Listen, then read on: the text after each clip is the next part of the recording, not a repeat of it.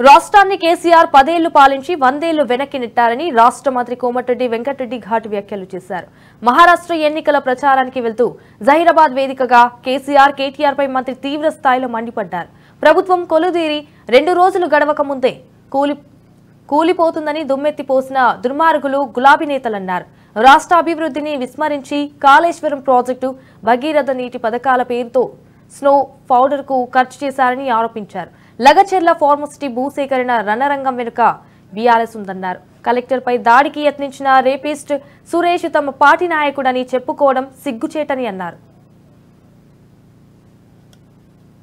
అంటే ప్రాజెక్టులలో దోపిడీ కాకుండా ఔటర్ రింగ్ రోడ్ కూడా అమ్మిన ఘన చరిత్ర, 10 ఏళ్ళు పాలించి రాష్ట్రాన్ని 100 ఏళ్ల విధ్వంసం సృష్టించిపోయినా.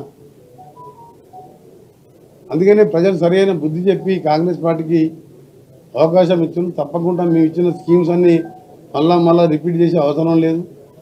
మీరు సిలిండర్ చూస్తున్న 500కే ఇస్తున్నాం, 200 యూనిట్లు జీరో బిల్ వస్తున్నది. దాదాపు 70% మందికి రుణమాఫీ చేసినాం.